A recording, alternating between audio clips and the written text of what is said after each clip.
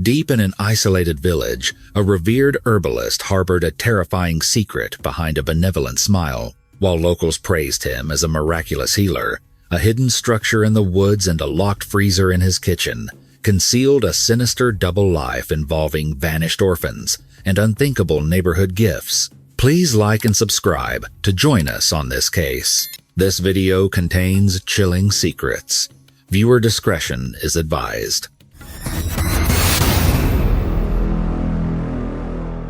On the morning of July 13, 2009, Xia Anran, a core member of the Yingming Exploration Club, set out with her boyfriend, Yang Huanghai, a martial arts instructor.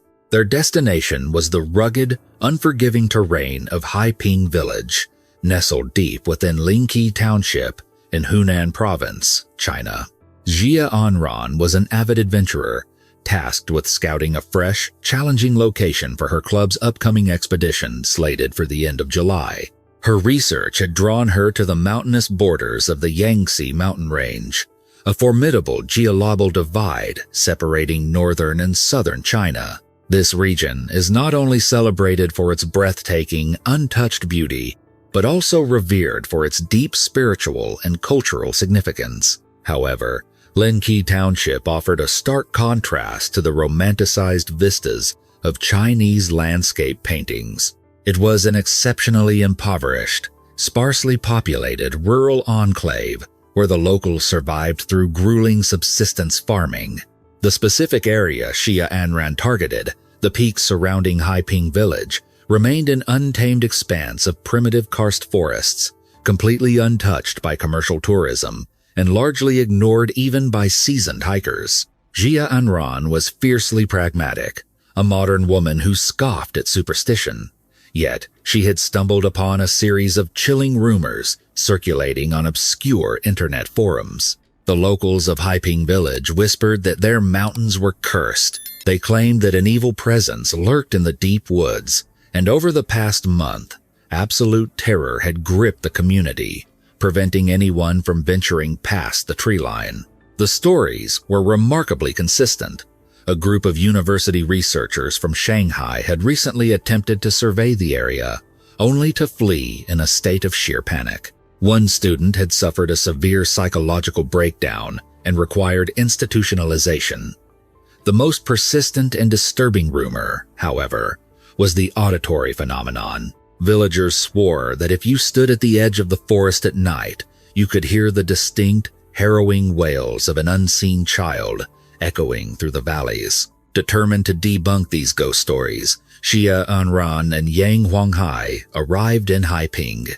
When they stopped at a dilapidated roadside stall to ask for directions, the villagers reacted with visible shock and dismay. They pleaded with the young couple to turn back, recounting the terrifying wails that haunted the night. But the warnings only fueled Xia Anran's curiosity. Armed with extra provisions purchased from the village store, the couple embarked on their trek under the oppressive, sweltering heat of the July sun, with temperatures soaring well over 90 degrees Fahrenheit. Their ascent was grueling. They navigated narrow, treacherous paths, hopped across babbling creeks, and scaled steep, jagged inclines. As twilight began to bleed the color from the sky, they found a relatively flat clearing and decided to pitch their tent, eager to experience the legendary haunted forest firsthand. Dinner was a quiet affair under a canopy of stars, accompanied by the sharing of dreams and the comfortable silence of two people deeply in love. But as midnight approached, the atmosphere underwent a palpable shift. The comforting hum of city life was replaced by the alien, isolating symphony of the deep wilderness. There were no distant sirens or engines, only the rushing water of a nearby stream and the deafening, rhythmic chirping of countless insects. In the dead of night, Xia Anran was jolted awake. A bizarre, unnatural sound had sliced through the ambient noise of the forest. It sounded like a voice, raspy and distorted, calling her name from the impenetrable darkness outside. Disoriented and suddenly terrified, she reached out for Yang Huanghai, only to find the sleeping bag beside her empty. Panic set in. She called out his name, but the forest swallowed her voice. The darkness seemed to press in on her, thick and suffocating. Summoning her courage, she unzipped the tent and stepped out into the humid night air. The woods were alive with unseen movement. The reflective eyes of nocturnal animals flashed like scattered gemstones in the beam of her flashlight. Then, a cacophony of eerie, yowling sounds erupted, resembling the distressed cries of feral cats fighting in the dark. Xia Anran, a staunch skeptic, pinched her own arm hard, welcoming the sharp pain to ensure she was not trapped in a nightmare. She rationalized that a wild animal was simply prowling near their camp. This was, after all, an untamed wilderness.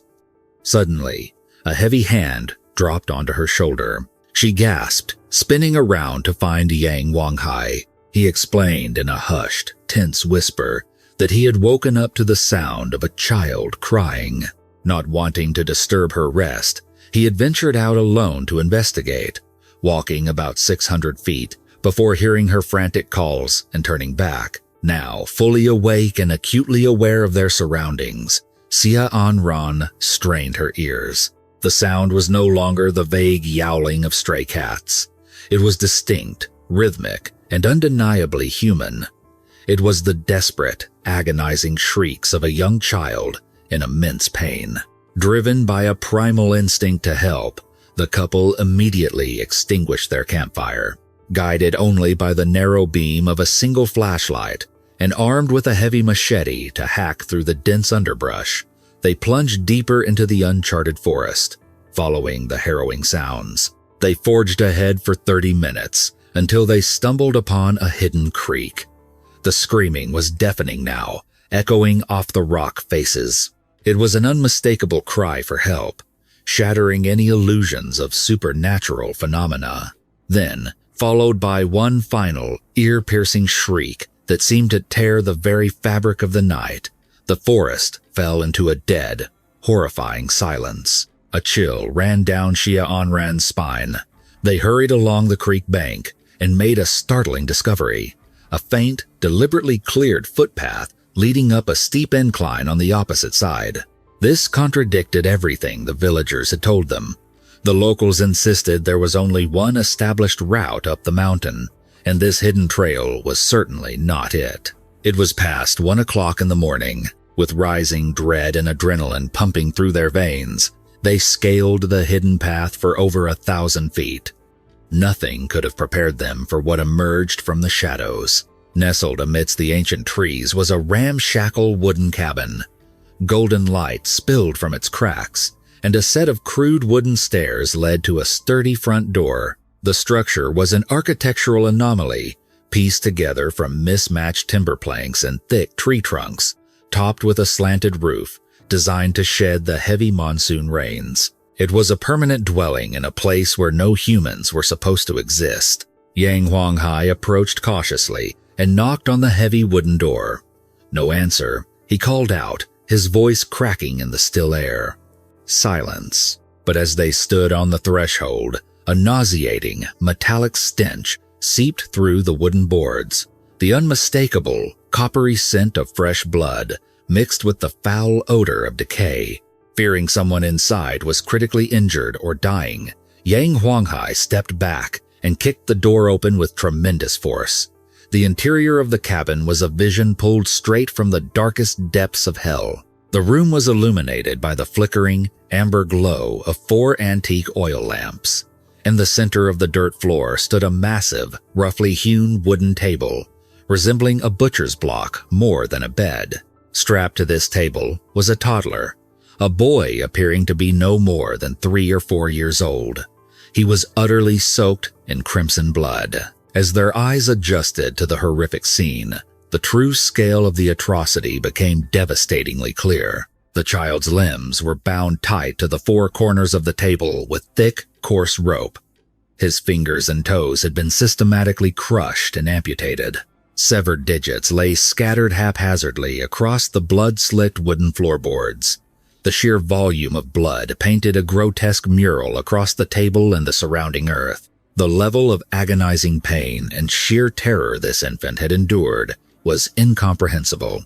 Miraculously, the boy's chest was still rising and falling in shallow, ragged breaths. His tiny body radiated a faint warmth. Operating on pure shock and adrenaline, Xia Anran dropped her backpack. She ripped open her spare clothing, tearing shirts into makeshift bandages to wrap the boy's mangled stumps and stem the catastrophic bleeding. Meanwhile, Yang Huanghai kept a hyper-vigilant watch. He noticed a window standing wide open, its latch broken. The perpetrator had undoubtedly heard them approaching and vaulted out into the darkness just seconds before they breached the door. The monster was still out there, lurking in the pitch-black forest, watching them. The cabin was a forensic nightmare. Layers of dried, brown blood were splattered beneath pools of fresh, bright red blood, indicating this was not an isolated incident, but a place of repeated, systemic torture. The smell was overpowering, threatening to make them vomit. Arrayed around the base of the table was a chilling arsenal of torture devices. A large galvanized bucket of water, heavy cleavers, surgical scalpels, industrial pliers, handsaws, and heavy-duty shears. It was a meticulous, fully equipped slaughterhouse designed specifically for children. While Xia Anran frantically secured the bandages, Yang Huanghai carefully used a spare piece of cloth to pick up a pair of blood-stained pliers and 2 knives, one large, one small, both dripping with fresh blood. He wrapped them securely and shoved them deep into his backpack, preserving the crucial evidence and arming himself just in case. It was well past 1 o'clock in the morning. The killer could be hiding mere feet away, waiting for an opportunity to strike. But the couple felt no fear for their own lives, only an overwhelming urgency to save the mutilated boy. Without a moment of hesitation, Yang Huanghai strapped the unconscious child to his back. With no cellular service in the deep wilderness, calling for a medical evacuation or police intervention was impossible. They had to make the perilous descent on foot.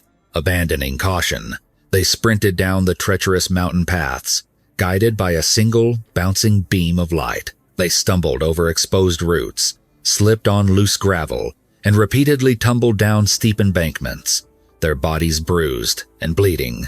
Yet, every time they fell, they scrambled back up and pushed forward, driven by the fading heartbeat of the child clinging to Yang Huanghai's back. The ascent had taken them 8 grueling hours. The descent, fueled by pure desperation, took exactly 3.5 hours. The moment they breached the tree line at the base of the mountain, Xia Anran's mobile phone finally registered a faint signal. She immediately dialed the emergency dispatch, screaming for an ambulance and overwhelming police support. By a stroke of incredible luck, Haiping Village was situated relatively close to a Yangtze Mountain Range wildlife protection outpost. Within minutes of the agonizing phone call, a rapid response rescue team descended upon the village edge. Paramedics immediately recognized the critical nature of the boy's injuries. They intubated him on the spot, securing an airway before rushing him toward the nearest major hospital. Xia Anran climbed into the back of the screaming ambulance, refusing to leave the child's side. Yang Huanghai remained at the base of the mountain, waiting to guide the incoming barrage of local police officers. Upon hearing Yang Huanghai's harrowing account, the Hunan Provincial Police recognized the severity of the situation. They immediately locked down the perimeter of the mountain and dispatched a heavily armed tactical unit to ascend the trail under the cover of darkness. But as the officers and Yang Huanghai finally crested the ridge and approached the hidden clearing, they were met not by a crime scene, but by a raging inferno. The killer had returned. Realizing his sanctuary had been discovered, the perpetrator had doused the entire wooden structure in highly flammable lamp oil and set it ablaze. The fire roared into the night sky, consuming the wooden planks and spreading rapidly to the surrounding ancient trees. The intense heat forced the officers back. Because they were deep in a primitive forest with absolutely no cellular service and no access to a pressurized water supply, firefighting efforts were agonizingly primitive.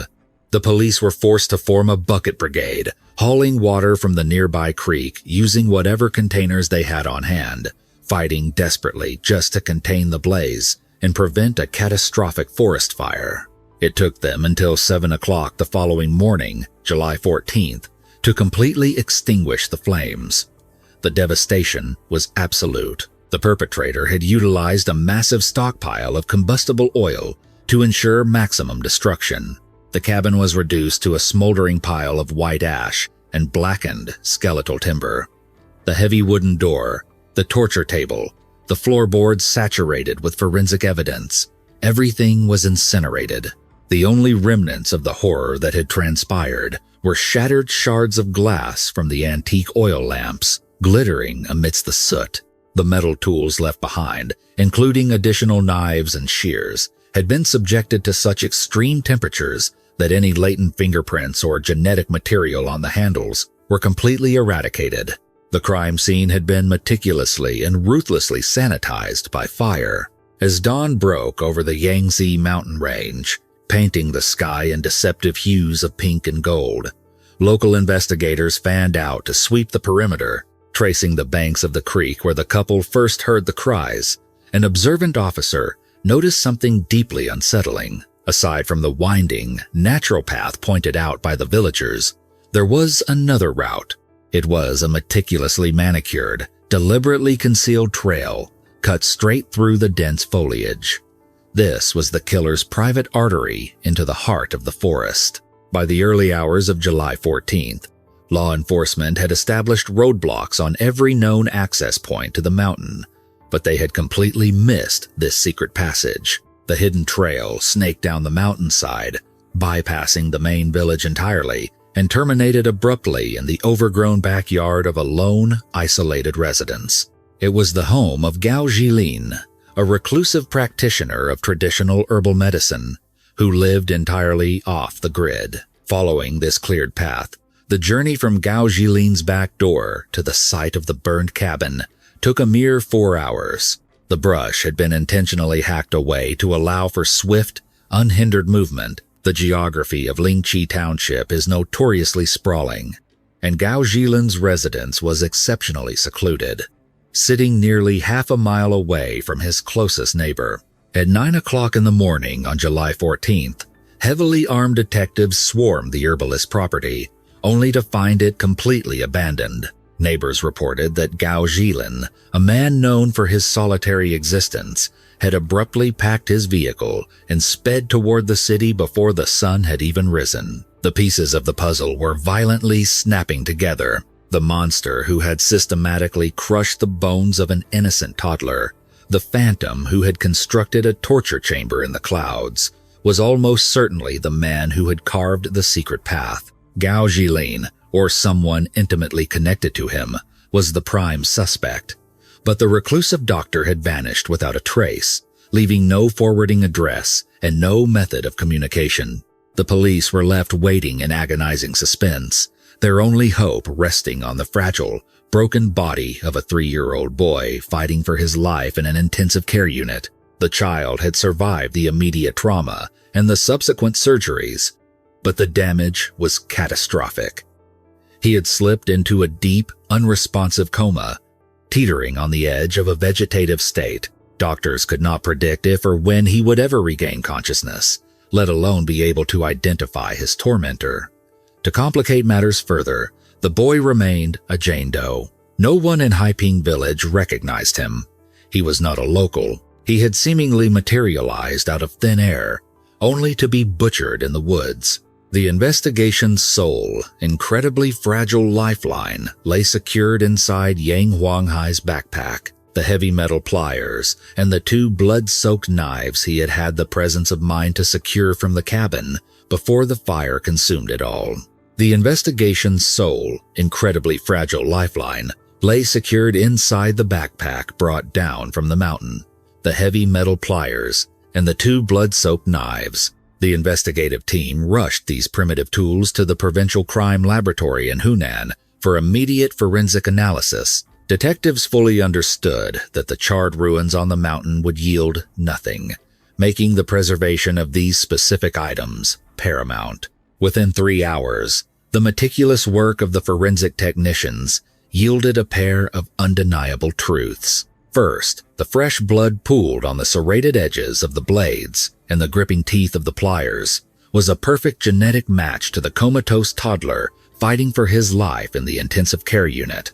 Second, the latent fingerprints, carefully lifted from the textured handles of the tools before the hiker secured them, were run through the National Civil Database. The system returned an immediate, irrefutable match. The prints belonged to a man named Gao Xilan.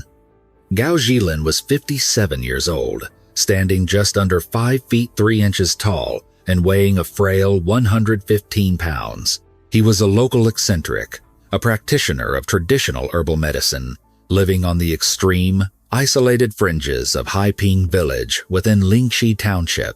Born an orphan, Gao had spent his formative years institutionalized in a state-run facility in Hunan province. He was physically diminutive, socially awkward, and facially unappealing, traits that made him a prime target for relentless, vicious bullying by the other children. This early, foundational trauma curdled into a deep-seated, quiet resentment. After aging out of the orphanage, his poor health and lack of formal education severely limited his prospects. He spent years working as a lowly custodian at a regional train station, hoarding every spare penny until he could afford to apprentice under an aging, traditional herbalist. Having no family backing, no social standing, and possessing an unsettling demeanor, he never married or formed meaningful adult relationships. Instead, he poured his entire existence into mastering the preparation and application of natural medicines. Following his mentor's death, Gao quickly established his own reputation. By the time he turned 45, he had accumulated enough wealth to retreat from society. He relocated to the remote wilderness of Lingxi, purchasing secluded land to build a comfortable home. Despite his bizarre, solitary lifestyle, the villagers of Haiping revered him. They viewed him as a modern-day miracle worker, a skilled and surprisingly benevolent healer who was always willing to venture into the city to treat wealthy clients, yet routinely provided free medical care to his impoverished neighbors. But overnight, the benevolent healer had transformed into the most wanted fugitive in the region. The Hunan Provincial Police blasted his photograph across every television station and newspaper, issuing a high-priority warrant for his immediate arrest. Simultaneously, they launched a desperate public appeal to identify the critically injured child. The media coverage generated a wave of heartbreaking false hope.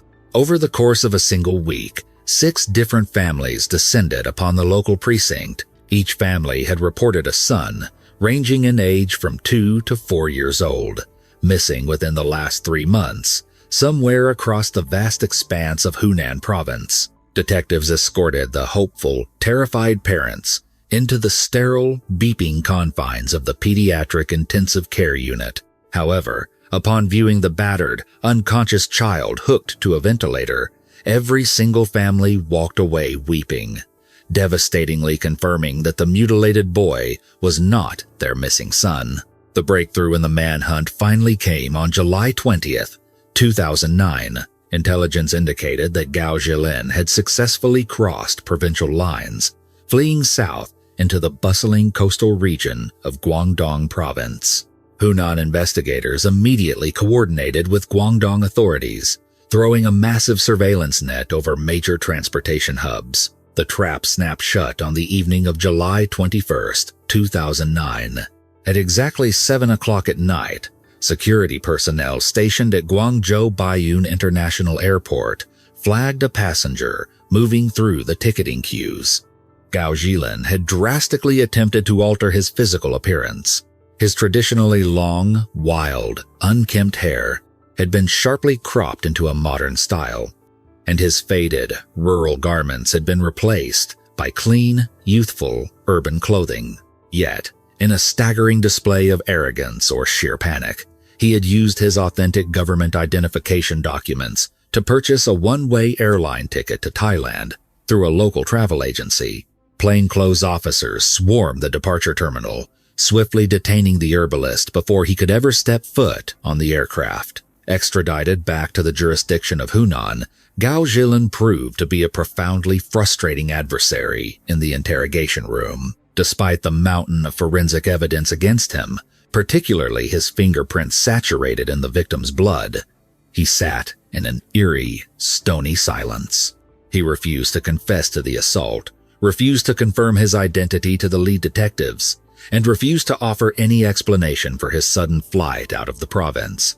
He exhibited zero signs of anxiety. In his holding cell, he ate every meal heartily and slept soundly through the night, displaying the cold, terrifyingly detached demeanor of a man utterly disconnected from the catastrophic reality of his crimes. Frustrated by the suspect's absolute stonewalling and terrified by the very real possibility that the comatose child might succumb to his injuries before ever waking up to testify, the task force sought alternative avenues of investigation.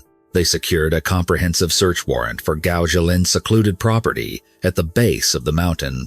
On the afternoon of July 22, 2009, at exactly 2 o'clock, a specialized team of forensic technicians descended upon the herbalist's home. The residence was fortress-like, deeply obscured by massive, naturally occurring boulders, and completely shadowed by ancient, arching tree branches that blocked out the sun. The exterior of the property boasted an expansive, meticulously maintained garden, containing over 100 varieties of common and rare medicinal flora. Inside, the home was surprisingly modern, exceptionally clean, and thoroughly stocked with provisions, presenting a stark contrast to the grueling poverty of the surrounding village. Detectives systematically combed through the living quarters, pulling up floorboards and emptying cabinets, but they found absolutely no overt clues related to the child's identity or the horrific events on the mountain. However, the search team did take specific note of a massive, commercial-grade deep freezer humming loudly in the corner of the kitchen. Upon opening the heavy lid, they found the appliance packed to the brim with neatly wrapped, unmarked white plastic bags. The contents appeared to be a vast quantity of butchered pork, thick bone-in cuts, and various internal organs such as liver and intestines. Given his extreme isolation, investigators reasonably assumed the reclusive doctor simply hoarded large quantities of meat to avoid making frequent, arduous trips to the city markets. The true, stomach-churning nature of the freezer's contents would remain a horrifying secret for just a little while longer. The agonizing silence surrounding the victim's identity was finally broken the following morning. On July 23, 2009, at 9 o'clock in the morning, a frantic phone call came into the Criminal Investigation Department. The caller was Director Xia, the 59-year-old head administrator of a state-funded orphanage located in the city of Maoming, within Guangdong Province. After seeing the national news broadcasts detailing the horrific abuse and featuring the child's blurred photograph, she immediately traveled to the Hunan hospital. Standing beside the hospital bed, she positively identified the victim.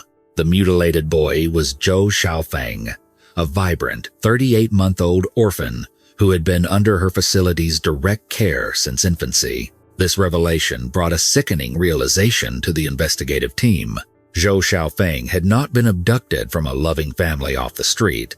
He had been legally handed over to a monster by the state system. Director Xi, visibly shaken and consumed by guilt, produced the official adoption paperwork. The documents irrefutably proved that Gao Xilan had formally adopted the toddler just 10 days prior, finalizing the paperwork on July 11th. Security camera footage retrieved from the Maoming orphanage perfectly corroborated the timeline, showing the herbalist confidently leading the small boy out of the facility's front gates on that very morning. Furthermore, investigators quickly confirmed that this specific orphanage in Maoming had absolutely no historical connection to the facility where Gao Xilan had suffered his own childhood abuse decades earlier. The child had no biological ties, nor any symbolic connection to his tormentor. Armed with the adoption records, the undeniable security footage, and a comprehensive psychological evaluation, that had just declared Gao Xilan completely sane and legally fit to stand trial, lead detectives re-entered the interrogation room. The presentation of this irrefutable proof finally shattered the herbalist's silent facade. Under the crushing weight of the evidence, on that same day, July 23rd, Gao Xilan began to weave a twisted, highly self-serving narrative, officially confessing to the horrific physical abuse of Zhou Xiaofeng.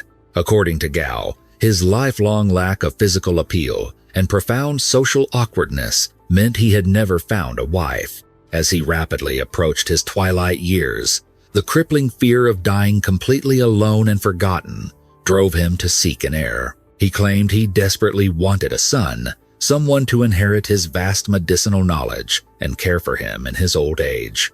He admitted to traveling to the Maoming orphanage, observing the children over 2 separate, extended visits before explicitly selecting Zhou Xiaofeng. The boy was healthy, bright, and seemingly perfect for his needs, despite the fact that the other children in the orphanage had exhibited a visceral, instinctual fear of Gao's unsettling appearance. Director Jia had approved the adoption. She had operated under the tragic assumption that a man who was himself a former orphan would provide a deeply empathetic, understanding, and loving home for the boy. Gao claimed that on July 13th, just 2 days after the adoption was finalized, he took the boy up the mountain to his secret cabin under the guise of foraging for rare medicinal roots. He confessed to detectives that he had spent the early months of 2008 secretly constructing the hidden wooden lodge, meticulously clearing the hidden path, and stockpiling the structure with provisions and heavy tools for his wilderness excursions. That night in the cabin, Gao alleged, his total inexperience as a father violently collided with the child's natural distress. Zhou Xiaofeng, terrified of the pitch-black woods and his strange new guardian, cried incessantly, begging repeatedly to be returned to the safety of the orphanage. The relentless wailing, Gao stated, severely fractured his patience. He admitted to tying the boy's limbs to the 4 corners of the heavy wooden bed, initially claiming to detectives that it was merely an extreme disciplinary tactic meant to scare the child into silence. But the terror only amplified the child's agonizing screams. It was around 1 o'clock in the morning, Gao claimed, when a dark, overwhelming force suddenly possessed him. He looked the detectives dead in the eyes and stated that a demonic entity had hijacked his body, guiding his hands to select the heavy pliers and the surgical knives. He confessed to systematically crushing and severing the child's digits, claiming he watched himself commit the atrocity from a completely dissociated state until the boy finally lost consciousness from the blinding pain and blood loss. When the 2 hikers unexpectedly breached the cabin door, Gao said he panicked, diving out the open window and fleeing blindly into the night. He vehemently denied intentionally setting the cabin on fire to destroy evidence.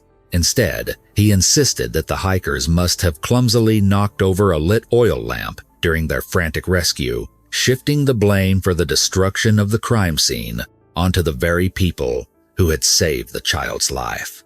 He claimed he fled the province purely out of absolute terror, firmly believing the boy had died on that table and knowing he would face the executioner's bullet. He offered a highly performative apology to the investigators, expressing deep remorse for his temporary lapse in sanity and offering to personally finance all of Zhou Xiaofeng's extensive medical treatments in exchange for judicial leniency. The confession was perfectly packaged, clearly designed to present a momentary lapse of sanity, a tragic, isolated overreaction by a frustrated, inexperienced father pushed to the brink. But the seasoned detectives of the Hunan Task Force were not buying a single word of it. The elaborate torture setup, the specific nature of the tools utilized, and the highly isolated location all pointed toward a highly organized, predatory mind that had done this before. And as they heavily scrutinized the glaring discrepancies between his neat, contained story and the chaotic, blood-soaked reality of the mountain crime scene, their thoughts slowly drifted back to that massive, humming deep freezer sitting in his dark kitchen. The confession delivered by Gao Xilan was remarkably polished, a perfectly constructed narrative designed to elicit sympathy and secure a lighter sentence. He painted himself as a desperate, lonely man who had simply snapped under the overwhelming pressure of sudden fatherhood, an inexperienced guardian who lost his mind for a single, tragic hour. However, the seasoned investigators of the Hunan Provincial Police Department recognized the glaring holes in his carefully curated story. Their skepticism was deeply rooted in the harrowing testimonies provided by the two hikers, Xia and Ran, and Yang Huanghai. The young couple emphatically stated that the hidden wooden structure on the mountain was not a pristine, newly built sanctuary that had merely hosted a single instance of abuse. Instead, they described an environment that closely resembled a heavily utilized, professional slaughterhouse. The heavy wooden bed and the surrounding floorboards were entirely saturated with distinct layers of biological material. Fresh, bright crimson pools sat atop thick, dark, coagulated stains of old blood, indicating a horrifying history of repeated violence spanning a significant period. Furthermore, the persistent, terrifying rumors circulating among the villagers of Haiping could no longer be ignored. For months prior to the July incident, terrified locals had reported hearing the agonizing, echoing wails of young children emanating from the pitch-black forest. These auditory nightmares had begun long before the herbalist ever finalized the adoption paperwork for little Gao Xilan. Driven by the sickening suspicion that they were hunting a highly prolific serial predator rather than a one-time abuser, the investigative task force aggressively expanded their inquiry. They began a massive, exhaustive audit of every regional orphanage and child welfare facility across the neighboring province of Guangdong. What they uncovered within 48 hours shattered the temporary insanity defense entirely and plunged the investigation into a realm of unimaginable darkness. Official state records revealed a terrifying pattern of predatory behavior. Before adopting the 3-year-old Zhou Xiaofeng in mid-July, Gao Xilan had already successfully navigated the state adoption system twice within a span of just 3 months. On April 17, 2009, the herbalist had traveled to a heavily populated urban welfare center in the city of Shenzhen, Guangdong. There, using his authentic identification and leveraging his respectable status as a rural medical practitioner, he legally adopted a 41-month-old boy named Yang Haizhou. Less than 2 months later, on June 3, 2009, Gao traveled to a completely different state facility located in the city of Jieyang, also in Guangdong province. Employing the exact same deceptive tactics, he gained custody of another toddler, a 33-month-old boy named Zheng Bajin. The records were pristine, the paperwork flawless. In a terrifyingly brief window of time, this reclusive man had systematically collected 3 highly vulnerable toddlers. Yet, exhaustive interviews with the residents of Haiping Village confirmed a chilling reality. No one in the remote community had ever seen Gao Xilan with any children prior to his sudden arrest. The first 2 boys, Yang Haizhou and Zheng Bajin, had seemingly vanished from the face of the earth the moment they left the safety of their respective orphanages. Armed with this devastating new information, detectives returned to the interrogation room to confront the herbalist. They slammed the adoption files for the 2 missing boys onto the metal table, demanding to know their whereabouts. Gao Xilan did not flinch. His expression remained terrifyingly blank, his posture relaxed. He stubbornly refused to utter a single syllable regarding the fate of the 2 toddlers, retreating back into his fortress of impenetrable silence. But as the detectives stared into the dead, remorseless eyes of the suspect, a collective realization rippled through the investigative team. Their minds immediately flashed back to the search warrant executed at the suspect's isolated, fortress-like home. They remembered the massive, commercial-grade deep freezer humming aggressively in the corner of his meticulously clean kitchen, packed to the brim with neatly wrapped, white plastic bags of what they had initially assumed was butchered pork and various animal organs. A specialized forensic unit was immediately dispatched back to the property in Lingqi Township. They secured the entire heavy appliance and transported it directly to the provincial crime laboratory. As the forensic technicians carefully began the grim process of thawing the frozen packages, the sterile laboratory air grew heavy with an unnatural dread. The visual inspection of the contents immediately raised catastrophic alarms. The cuts of meat were small, the bone structures unnaturally fragile and delicate. When the laboratory scientists extracted tissue samples and analyzed the cellular structure under high-powered microscopes, the horrific truth materialized. The genetic markers did not belong to any known species of livestock. Every single ounce of meat meticulously packed and cataloged inside that deep freezer was undeniably entirely human. Further genetic sequencing confirmed the investigators' darkest fears. The biological material contained two distinct genetic profiles, and those profiles perfectly matched the records of the two missing toddlers, Yang Haizhou and Zheng Bajin. Because the victims were of a nearly identical age and possessed extremely similar physical statures, separating and identifying the commingled remains presented an agonizing, unprecedented challenge for the forensic pathology team. To build a solid case for prosecution, they could not simply weigh the mass of remains. They had to painstakingly reconstruct the individual victims to determine the exact cause and method of death. This gruesome puzzle required 26 hours of continuous, grueling labor by a team of exhausted medical examiners working around the clock. Every single fragment of bone, every individual cut of frozen tissue had to be swabbed, genetically tested, and categorized. Slowly, horrifyingly, the physical forms of the two toddlers began to take shape on the stainless steel examination tables. The first victim, later identified as Yang Haizhou, was missing major portions of his anatomy. The examiners could only recover one arm, one leg, and a fraction of his internal organs. The second victim, Zheng Bajin, was slightly more intact, with all four limbs present, but he was missing significant sections of his rib cage and his entire pelvic structure. Most disturbingly, despite an exhaustive search of the property, including the deployment of specialized cadaver dogs to scour the surrounding mountainous terrain and the expansive herbal garden, the forensic team could not locate the skulls of either child. The realization that Gao Xilan had not only tortured and murdered these innocent children, but had meticulously dismembered them with the precision of an experienced butcher sent shockwaves of nausea and intense rage through the entire law enforcement community in Hunan province. The psychological profile of the killer was now painfully clear.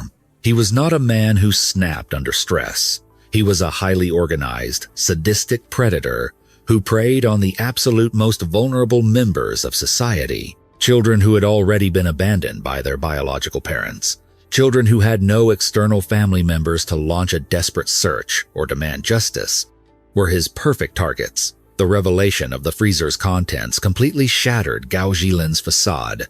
Subjected to intense, relentless psychological pressure from elite interrogators who now possessed undeniable proof of his serial murders, the herbalist finally cracked. He abandoned his fabricated story of demonic possession and temporary insanity, opting instead to reveal the incredibly dark, twisted origin of his bloodlust, a confession that would cement his legacy as one of the most depraved criminals in modern Chinese history. The nightmare, he explained, was born from a seemingly random tragedy. In the middle of March 2008, Gao Xilan was driving his rusted sedan into the city center to deliver a large batch of prepared herbal remedies to a local pharmacy. As he navigated a busy intersection, he became the primary witness to a horrific traffic accident. A young boy, perhaps 3 or 4 years old, had suddenly darted away from his mother and sprinted into the bustling street. The driver of the heavy commercial truck directly in front of Gao slammed on the brakes, but the momentum was too great. The heavy right front tire of the truck rolled directly over the child's leg, crushing the bones instantly. The street erupted into absolute chaos. Pedestrians screamed, The mother collapsed in hysterics, and bystanders rushed to pull the bleeding child from beneath the massive vehicle. Gao Xilan stepped out of his car to observe the carnage. He stood mere feet away, staring down at the mangled, blood-soaked limb and listening to the deafening, agonizing shrieks of the toddler. The child wailed in unimaginable, blinding pain for 2 full minutes before his tiny body went into severe shock and he passed out on the asphalt. While the surrounding crowd experienced horror, panic, and deep empathy, Gao Xilan experienced something entirely different. In the sterile confines of the interrogation room, the killer confessed that listening to the child's desperate, pain-filled screams triggered an unprecedented, overwhelming surge of euphoric pleasure within him. It was a profound, sadistic awakening. For the first time in his miserable, isolated existence, he felt a supreme sense of power and godlike control. Those 2 minutes of observing absolute, helpless agony were, by his own admission, the greatest thrill of his entire life. When he returned to his quiet, secluded home that evening, he could not stop replaying the scene in his mind. The auditory memory of the child crying became an obsession, a dark addiction that demanded to be fed. It was this twisted psychological awakening that initiated his meticulously calculated reign of terror. Realizing he could not simply wait for another random accident to occur, he decided to manufacture the suffering himself. From May of 2008 until January of 2009, Gao Xilan dedicated every ounce of his energy to constructing his secret chamber of horrors. By day, he maintained his facade, smiling at villagers, prescribing herbal teas, and treating minor ailments. By night, under the cover of darkness, he hauled heavy timber, thick ropes, and industrial tools up the treacherous mountain paths. He intentionally selected a location so remote, so deeply embedded in the Yangtze mountain range, that no accidental hiker or foraging villager would ever stumble upon it. The grueling physical labor of clearing the hidden path and building the sturdy wooden cabin took an immense toll on his frail, aging body, completely proving to investigators that this was an act of intense, long-term premeditation. Once the slaughterhouse was completed, he needed victims. His selection process was chillingly specific and deeply rooted in his own unresolved childhood trauma. He exclusively targeted state-run orphanages because he knew intimately that once an unwanted child is legally adopted and removed from the facility, the overburdened system rarely follows up. They were, practically speaking, untraceable ghost children. Furthermore, he sought out boys between the ages of 3 and 4 who possessed a specific physical appearance. He purposefully selected toddlers who were physically healthy, robust, and handsome. To Gao Xilan's warped mind, these bright-eyed, attractive children perfectly represented the healthy, popular boys who had viciously bullied, beaten, and ostracized him when he was an ugly, sickly orphan decades ago.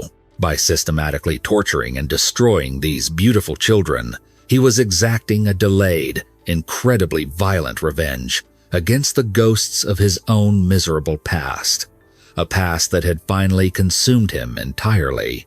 In early April of 2009, Gao Xilan set his meticulously crafted plan into motion. He traveled from the remote, impoverished hills of Hunan province to the sprawling, modern metropolis of Shenzhen in Guangdong province. The contrast was stark, but Gao navigated the bustling urban landscape with the singular focus of a predator. He presented himself at the local orphanage as a respectable, aging practitioner of traditional medicine, seeking a companion and apprentice for his twilight years. For 2 days, he sat quietly in the observation rooms, his dark, calculating eyes scanning the vulnerable children. He was searching for a very specific archetype. His gaze finally settled on Yang Haizhou, a boy just over 3 years old. Yang Haizhou was robust, energetic, and possessed the exact physical traits that triggered the herbalist's deep-seated, violent resentments. On April 17, 2009, the state unknowingly handed the child over to a monster. To ensure the boy felt safe, and to avoid drawing any suspicion from the orphanage staff or local authorities, Gao engaged in a chilling display of grooming. He did not immediately spirit the child away to the mountains. Instead, he remained in Guangdong province for 2 additional days. He took the bewildered but excited toddler to bustling markets, treating him to expensive meals and showering him with sweet candies and cheap plastic toys. It was a manufactured honeymoon designed entirely to lower the boy's defenses and establish a false sense of absolute trust. Under the warm spring sun, Gao played the role of the doting father to perfection. But as the sun set on April 19th, the facade began to slip. Under the cover of darkness, he bundled the sleeping child onto a long-distance train, transporting him far away from the bright lights of the city and deep into the isolating, shadowy expanse of Hunan province. On the early morning of April 20th, Gao initiated the final, agonizing phase of his plan. He led young Yang Haizhou to the base of the Yangtze mountain range, standing before the concealed, treacherous path he had spent months carving through the primitive forest. The ascent was a grueling physical ordeal. Gao was 57 years old, frail, and possessed very little physical stamina. The toddler weighed approximately 33 pounds, making the climb almost impossible for the aging herbalist. Yet, driven by an unnatural, sadistic anticipation, Gao pushed forward. He coaxed the tired, frightened child up the steep incline with handfuls of candy, alternating between carrying the boy on his back and forcing him to walk. They had to stop and rest a staggering 20 times during the arduous trek. Every step took them further away from civilization and deeper into a green, silent void where no cries for help could ever be heard. They finally reached the hidden wooden cabin as the afternoon shadows began to lengthen. For the rest of the day, Gao continued his sickening charade. He fed the boy, allowed him to play on the rough wooden floorboards, and acted as a soothing presence. He waited patiently for the sun to completely disappear and for the suffocating darkness of the mountain night to envelop them. As the clock struck 11 at night, the atmosphere inside the dimly lit cabin shifted dramatically. The doting father vanished, replaced by the cold, calculating butcher. Without warning, Gao seized the terrified toddler. Ignoring the boy's sudden, frantic screams, the herbalist dragged him to the center of the room and slammed him down onto the heavy, custom-built wooden table. Using the thick, coarse ropes he had meticulously prepared months in advance, Gao bound the child's wrists and ankles tight to the 4 corners of the bed frame, rendering the boy completely immobile and utterly defenseless. What followed was an exercise in pure, unadulterated evil. Gao Xilan did not want to kill the child quickly. His entire twisted motive was rooted in the protracted observation of absolute agony. He retrieved his canvas bag of tools, the same heavy industrial pliers and surgical blades that the young hikers would later discover covered in fresh blood months down the line.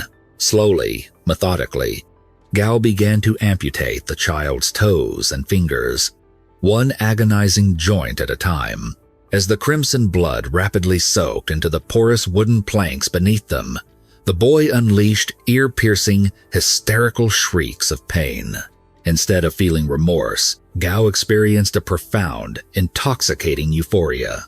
The child's suffering was the ultimate narcotic. When the boy's tiny body could no longer process the catastrophic trauma and he lapsed into unconsciousness, the herbalist simply retrieved a heavy bucket of freezing mountain water and splashed it across the child's face, violently shocking him back into a waking nightmare. This systematic, barbaric torture continued relentlessly for nearly 2 hours. Finally, unable to sustain the massive blood loss and systemic shock, Yang Haizhou's heart gave out.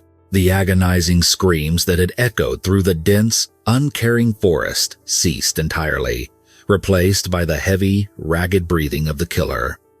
But Gao Xilan's night was far from over. As the child's body grew cold on the table, the herbalist transitioned seamlessly into the next phase of his horrific ritual. He picked up his heaviest cleavers and began to dismember the tiny corpse, with the practiced, chilling efficiency of a seasoned slaughterhouse worker. He separated the limbs, cracked the ribs, and harvested the internal organs, treating the human remains exactly as he would a butchered pig. He meticulously packaged the meat and large bone structures into clean, white plastic bags. However, he knew that the head and the severed digits were far too easily identifiable. To dispose of this damning evidence, he gathered the skull and the tiny fingers and toes, walked out into the pitch-black night, and hacked them into unrecognizable fragments. He then tossed the pulverized remains into the rushing waters of the nearby mountain stream, allowing the nocturnal fish and the swift current to erase the child's identity forever. As dawn threatened to break over the Yangtze mountain range, Gao Xilan descended the hidden path, carrying his heavy, plastic-wrapped trophies. He returned to his isolated home, walking past his expansive garden of medicinal herbs, and placed the butchered remains of Yang Haizhou directly into the massive commercial deep freezer humming in his kitchen. To the outside world, nothing had changed. The herbalist resumed his quiet, eccentric life. He continued to smile at his neighbors, prescribe traditional remedies for their ailments, and make his routine trips into the city. He lived a perfectly mundane existence for over a month, his horrifying secrets safely frozen behind a heavy metal door. But the euphoric high he had experienced in the cabin was highly addictive. The memory of the power, the control, and the suffering began to consume him once again. His monstrous appetite demanded another sacrifice. Driven by this dark compulsion, Gao Xilan re-entered the state adoption system. On June 3, 2009, he traveled to the Jiang orphanage, located in another district of Guangdong province. Employing the exact same flawless, deceptive methodology, he adopted his second victim, a 33-month-old boy named Zhang Bajin. The entire horrific cycle repeated itself with sickening precision. The grooming, the arduous journey up the hidden mountain path, the binding to the wooden table, and the hours of systematic, agonizing torture. Zhang Bajin suffered the exact same nightmarish fate as his predecessor, his cries lost to the impenetrable wilderness. Once again, Gao dismembered the child, disposed of the identifying features in the rushing stream, and carried the plastic-wrapped meat and bones back to his Lingqi township home, adding them to his growing, frozen macabre collection.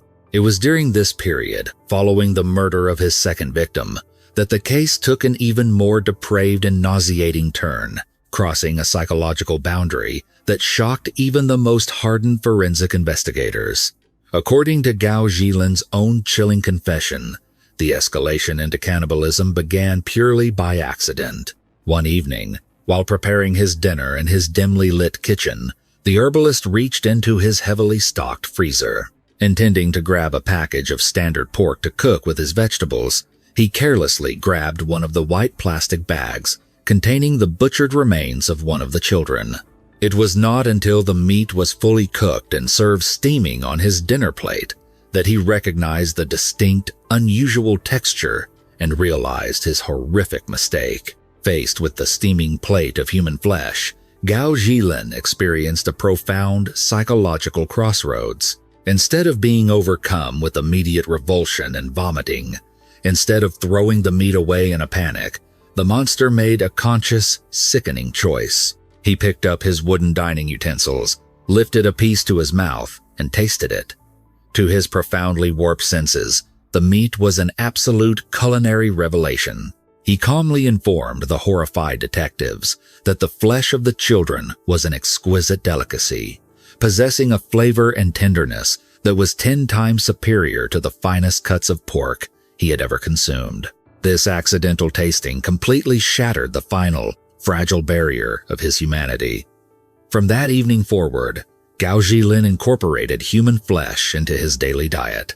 Every single day, he would open the freezer, select a package of either meat or bone, and prepare it for his meals, consuming his victims in a literal, monstrous act of total possession. But the absolute zenith of his depravity was not confined to his own dinner table. Gao Xilan, playing the role of the benevolent, generous neighbor, decided to share his horrific bounty with the surrounding community of Haiping Village. In the year 2009, in this deeply impoverished, remote rural enclave, high-quality meat was a tremendous luxury. Most families subsisted on simple grains and vegetables, only able to afford small portions of pork for special occasions or major holidays. Recognizing this scarcity, Gao began to distribute small parcels of his frozen meat, roughly 3 to 5 ounces at a time, to the families living closest to his isolated property. The dramatic irony of this act was stomach-churning. The villagers, utterly oblivious to the true, nightmarish nature of the gift, were overwhelmed by the herbalist's apparent kindness. They graciously accepted the small plastic bags, thanking the eccentric doctor profusely for his incredible generosity. Mothers cooked the meat into stews and broths, feeding it to their own husbands and children, praising the rich, unusual flavor. For weeks, the community unknowingly participated in an act of communal cannibalism, completely orchestrated by the smiling, quiet man who lived at the edge of the woods. The villagers believed they were consuming a rare, expensive treat provided by a dedicated healer, while Gao Xilan secretly reveled in the sick, twisted reality that he was feeding them the butchered remains of missing orphans. This horrific deception remained a dark secret, hidden in plain sight, until the fateful night in mid-July, when the two hikers followed the desperate cries of his third victim, Zhou Xiaofeng, and finally shattered the butcher's reign of terror. On July 13, 2009, Gao Xilan's reign of absolute terror finally collided with an unpredictable variable. While he was in the agonizing process of torturing 3-year-old Zhou Xiaofeng, the sudden, unexpected arrival of the two hikers, Sha Anran and Yang Huanghai, shattered his macabre fantasy. Realizing his impenetrable fortress had been breached, the herbalist was forced to abandon his third victim. He knew that his horrific secret was fully exposed, and the illusion of the benevolent, harmless doctor was permanently destroyed. As the young couple desperately fled down the mountain with the mutilated, bleeding toddler clinging to life, Gao Xilan immediately initiated a frantic, deeply calculated protocol to erase his monstrous footprint from the Yangtze mountain range. He did not immediately flee blindly into the darkness. Instead, displaying the cold, methodical nature of a seasoned predator, he returned to the wooden cabin. He methodically poured gallons of highly flammable, reserve lamp oil over the heavy wooden torture bed, the blood-soaked floorboards, and his extensive collection of surgical instruments. He ignited the structure, intentionally creating a massive inferno designed to incinerate every microscopic trace of biological evidence, including the remnants of the previous 2 murdered children. He was acutely aware that the surrounding primitive forest was federally protected land, and a raging fire would inevitably draw a massive response from provincial authorities, effectively destroying the crime scene and the ensuing chaos. After setting the blaze, Gao retreated down his secret, hand-hewn path to his isolated residence. He swiftly packed his authentic identification documents, a substantial sum of hoarded cash, and a few essential belongings. By dawn, he had driven his aging sedan far away from Lingqi Township. His escape plan was highly organized. He drove directly to a remote, unregulated junkyard in Hunan Province, paying the operators an exorbitant bribe to immediately crush and incinerate his vehicle, erasing any potential forensic evidence or tracking capabilities. From there, he utilized public transportation to slip across the provincial border into Guangdong Province, where he rented a series of cheap, anonymous motel rooms. He meticulously monitored the national television news broadcasts, waiting to see if the police had connected the dots. Upon realizing that a province-wide manhunt had been initiated and his face was plastered across every television screen, he contacted a shadowy travel agency, utilizing his life savings to secure a flight to Thailand, hoping to vanish into the chaotic expanse of Southeast Asia. However, his capture at the Guangzhou Baiyun International Airport on July 21st abruptly ended his desperate flight. Back in the sterile confines of the Hunan Provincial Police Headquarters, Gao Xilan engaged in a final, desperate psychological chess game with his interrogators. Knowing that Zhou Xiaofeng had miraculously survived the horrific ordeal and was currently in a medically induced coma, the herbalist recognized that a murder charge for the third child was impossible. He therefore constructed a complex web of lies, explicitly designed to secure a lighter sentence for aggravated assault while completely concealing the existence of the first two victims, Yang Haizhou and Zhang Bajin. Gao vehemently denied starting the mountain fire. He looked the seasoned detectives directly in the eyes and falsely claimed that during the chaotic rescue of Zhou Xiaofeng, the two young hikers must have clumsily knocked over a lit oil lantern, thereby causing the catastrophic blaze. He maintained his fabricated narrative of temporary insanity, portraying himself as an overwhelmed, inexperienced adoptive father who simply lost his temper for a single, tragic hour. His demeanor was chillingly calm, his apologies highly performative, and his legal strategy entirely dependent on the police never searching his deep freezer. But the monstrous truth could not be contained. The subsequent discovery of the frozen, butchered remains in his kitchen entirely collapsed his defense. The undeniable, horrific reality of his cannibalism and the systematic, premeditated slaughter of 3 innocent orphans transformed the case from a tragic instance of child abuse into one of the most depraved serial murder investigations in modern Chinese history. Faced with irrefutable genetic evidence and the reconstructed skeletal remains of his victims, Gao Xilan's mask of sanity finally slipped, revealing the calculating, sadistic butcher beneath. The judicial reckoning arrived on November 30th, 2009. The trial of Gao Xilan was an unprecedented, highly publicized event that commanded the attention of the entire nation. The grand courtroom in Hunan province was packed to maximum capacity, heavily guarded by armed military police to prevent the enraged public from physically tearing the defendant apart. Among the dense crowd of journalists, legal scholars, and grieving citizens sat the entire adult population of Haiping village. The rural community had traveled en masse to the city, their faces etched with a profound, traumatized disbelief. These were the very neighbors who had revered Gao as a medical savior, the people who had innocently consumed the butchered remains of the missing children, disguised as gifts of premium meat.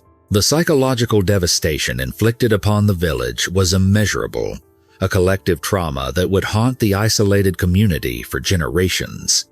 During the trial, the defense team desperately attempted to argue for leniency based on severe mental illness, citing his horrific childhood abuse and his extreme social isolation. However, the prosecution systematically dismantled this argument.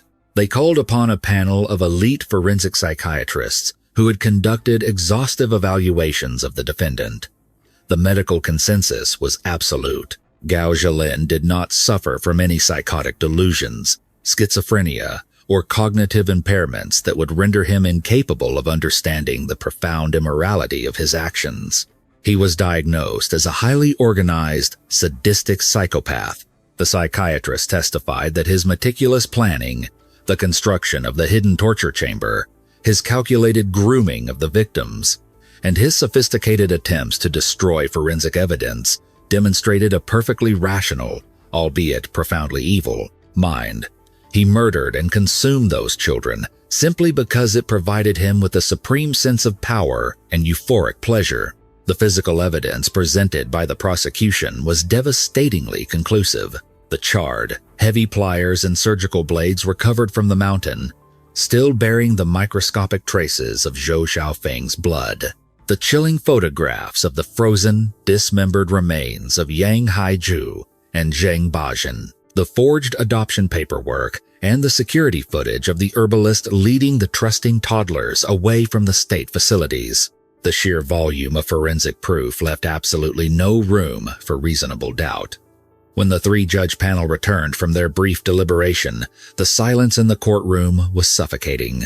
The chief judge delivered a scathing, emotionally charged verdict, explicitly stating that the defendant's actions had breached the absolute deepest depths of human depravity. The court declared that Gao Xilan had betrayed the sacred trust of his medical profession, exploited the most vulnerable members of society, and inflicted a level of agonizing torture that defied all human comprehension. For the premeditated, sadistic murders of Yang Haizhu and Zhang Bajin, the attempted murder and severe mutilation of Zhou Xiaofeng, and the abhorrent desecration of human corpses, Gao Xilan was sentenced to the absolute highest punishment permissible under the law of the People's Republic of China. He was condemned to death. The condemned man displayed absolutely no emotion as the sentence was translated and read aloud. He did not weep, he did not apologize to the gallery, and he did not plead for his life. He merely stared straight ahead with the same cold, dead eyes that had watched 3 innocent children scream for their mothers in the dark. After nearly 2 years of mandatory legal appeals and procedural reviews, all of which were swiftly and unanimously rejected by the higher courts, the final order of execution was signed. On the morning of September 30th, 2011, Gao Xilan was escorted from his maximum security isolation cell. He was transported to a classified execution ground in Hunan province, where his life was ended by a single, precisely aimed gunshot to the back of the head, a swift and final death that stood in staggering, infuriating contrast to the protracted, unimaginable agony he had inflicted upon his tiny victims. The execution of the mountain butcher closed the legal chapter of the case, but it left behind a sprawling, dark legacy that forced a painful, nationwide introspection. The horrifying saga of Gao Xilan exposed massive, catastrophic vulnerabilities within the state welfare and adoption systems. The grim reality that a socially isolated, single man with a highly questionable background could legally adopt 3 vulnerable toddlers within a 90-day window, with absolutely zero subsequent welfare checks or home visits, sparked massive public outrage. It highlighted a broken bureaucracy where unwanted, marginalized children were treated as disposable commodities, easily handed over to monsters hiding in plain sight. The government was subsequently forced to drastically overhaul their adoption protocols, implementing rigorous psychological screenings, mandatory background checks, and strict post-adoption monitoring to ensure that no other child would ever be abandoned to the shadows. Furthermore, the case shattered the deeply ingrained cultural reverence for traditional authority figures in rural communities. The villagers of Haiping had blindly trusted Gao Xilan simply because he wore the invisible mantle of a healer. His quiet demeanor and medical knowledge had provided a perfect, impenetrable camouflage for his sadistic urges. The psychological terror of realizing that the friendly neighbor who cured their fevers was simultaneously butchering children in the woods and feeding them human flesh completely destroyed the social fabric of the region. It served as a terrifying, universal reminder that the most profound evil does not always lurk in dark alleys or wear a terrifying face. Sometimes it smiles warmly, offers a cup of herbal tea, and lives right next door. As the years have passed, the charred ruins of the cabin on the mountain have been entirely reclaimed by the primitive forest, buried beneath thick vines and moss. Zhou Xiaofeng, the sole survivor of the nightmare, eventually woke from his deep coma, though he remained permanently, severely disabled, requiring lifelong, specialized medical care. But within the investigative community, a chilling, unresolved question continues to linger, keeping seasoned detectives awake at night. Gao Xilan was 57 years old when he was finally apprehended. He was a highly organized, deeply methodical serial killer who claimed his murderous urges were suddenly awakened by a random traffic accident just 1 year prior. However, criminal psychologists universally agree that offenders with such profound, deeply ingrained sadistic paraphilias rarely begin their violent careers so late in life. The terrifying, unspoken fear that haunts the halls of the Hunan Provincial Police Department is that Yang Haizhu, Zhang Bajin, and Zhou Xiaofeng were merely the victims Gao Xilan was caught with. Given his isolated lifestyle, his transient history as a young adult, and his deep knowledge of human anatomy, it is highly probable that the reclusive doctor had been hunting the forgotten children of the country for decades. The deep, unforgiving wilderness of the Yangtze mountain range may still hide the scattered, forgotten bones of countless other innocent souls, their agonizing cries forever lost to the wind, their tragic stories destined to remain a dark, unsolved mystery until the end of time. The terrifying case of the mountain butcher is a dark reminder that evil often hides behind a kind smile. Thank you for watching this deep dive into one of the most chilling investigations in modern history. If you appreciate our coverage of true crime, please hit that like button and subscribe to our channel for more weekly videos. We want to hear your thoughts on this case. Do you believe the killer only started his crimes at the age of 57? Or were there undiscovered victims lost to the forest?